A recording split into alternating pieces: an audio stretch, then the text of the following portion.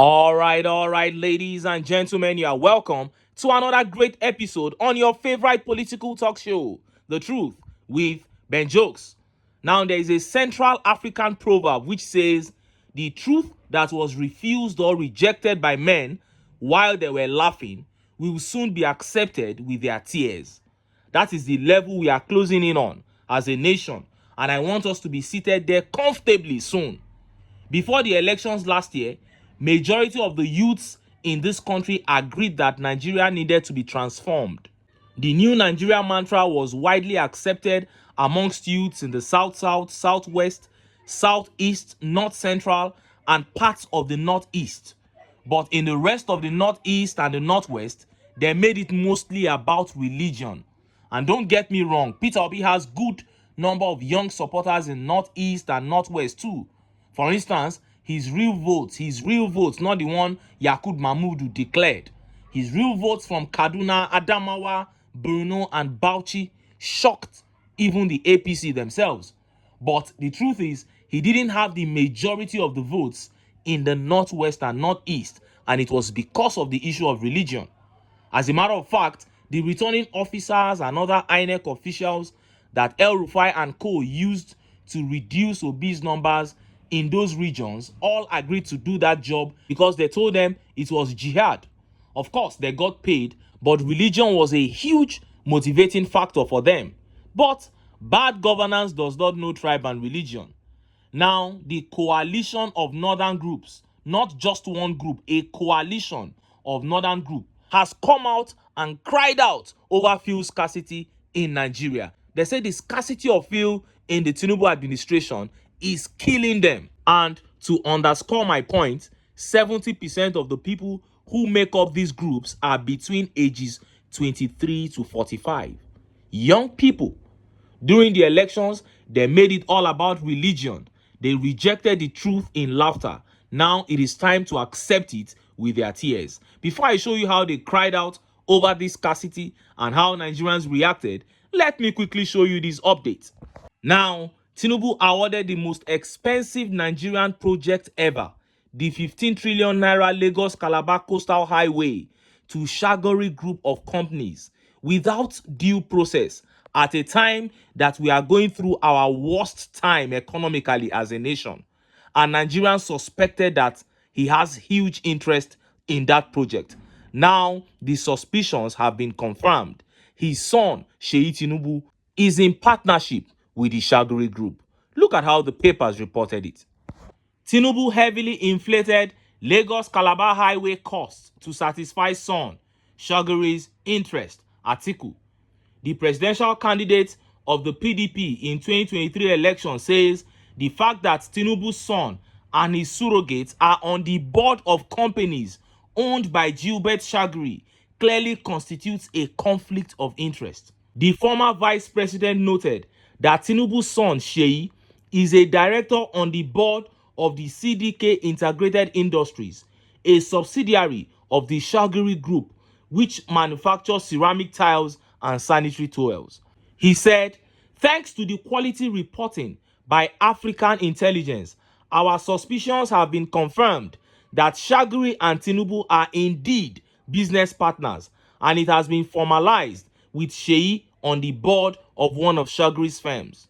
The former vice president restated that it has become obvious, even to the undiscerning, that the Lagos Calabar Coastal Highway is being done in a hurry purely because of the business relationship between TINUBU and Gilbert Shagori, the owner of High Tech, the contractor that was awarded the contract for the highway project in contravention of the procurement laws.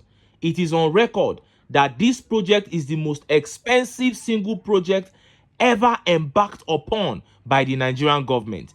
The fact that it is happening at a time when Nigeria is facing its worst economic crisis ever is a red flag. He added, to add insult to injury, this project that is being done in excess of $13 billion was awarded without competitive bidding. From all indications, the so-called Badagry-Sokoto Highway would be awarded in a similar fashion at an enormous cost to taxpayers. purely because Tinubu has put his personal interest ahead of the Nigerian people. You heard that. Now, I do not know what is left of the law that these APC guys have not broken. Remember how the Minister of Interior's company took a contract from the humanitarian ministry, which contravenes the procurement laws of this land.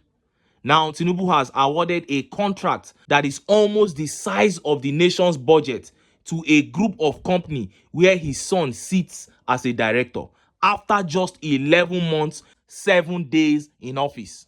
The information is everywhere, and when the opportunity presents itself again, we will decide as a nation whether we want to continue like this or do things differently. Now, let us look at how the coalition of northern groups cried out over the fuel scarcity in the north. Look at how the papers reported it. Explain to Nigerians now measures being taken to end current fuel scarcity. Northern group tells Tinubu government. The coalition of northern group CNG has demanded an explanation from the Minister of State for Petroleum Resources and the GMD of the Nigerian Petroleum Company regarding the current fuel scarcity. CNG National Coordinator Comrade Jamilu Aliyu Charanchi, in a statement signed on Monday, described the explanations given by the marketers and explanations from the Nigerian National Petroleum Limited Company as flawed and untenable, as there are no fundamental disruptions in the system that can warrant the current predicament. It asked the Presidency and the National Assembly to work together to swiftly address the lingering fuel scarcity crisis and the recent rooftop electricity tariff in Nigeria, as posterity will judge them in the end. The statement read in part, the CNG noted that it is deeply concerned about the persistent and debilitating fuel scarcity that has plagued Nigeria recently, causing untold hardship to citizens across the country.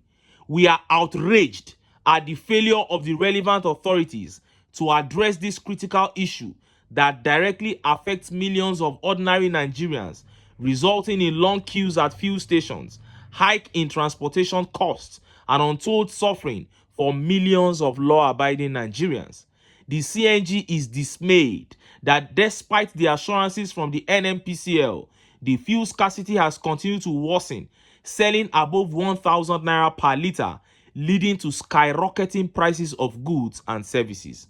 We are worried that if this situation is not addressed urgently, it will lead to further impoverishment and destitution of the already dejected Nigerians. Thus, the CNG demands that the executive and the legislative arms need to understand the implications of fuel scarcity on national security and the economy. Similarly, the CNG said it was alarmed by the perennial electricity blackout and recent electricity tariff despite the economic hardship. It said the CNG rejects the outrageous increment imposed on Nigerians, which has further exacerbated the already dire living conditions of the people.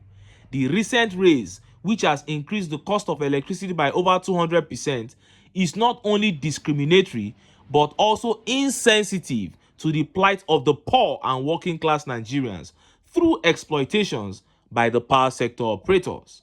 We are therefore compelled to counsel Tinubu to take result-oriented actions to put a halt to the dual devastating exploitation through artificial fuel scarcity and inhuman electricity tariff increments by a select few that must be held accountable.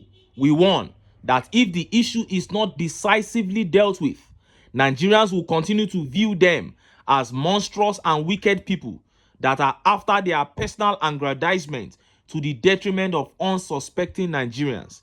Nigerians may not continue to endure more sufferings due to the incompetence and corruption of a few individuals without due regards to their human dignity and minimum means of economic survival with a fecal prosperity. Wow. Coalition of Northern Group are now speaking grammar, warning Tinubu.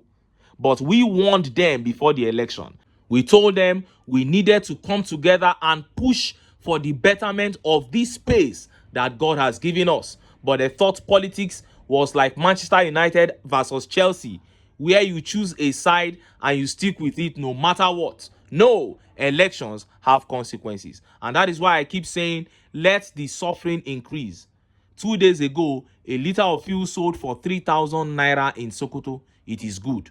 If it is poverty and hardship that will make Nigerians wake up, then may the hardship and poverty multiply. My final words on this episode is for the supporters of APC and this administration. As we speak, Tinubu and Shetima are not in Nigeria. 15 trillion naira contract has been awarded a company that SEYI TINUBU is a major part of. Do you still think that this is about tribe and religion? Food for thought. Anyway, make I leave am here. Make I still enter town.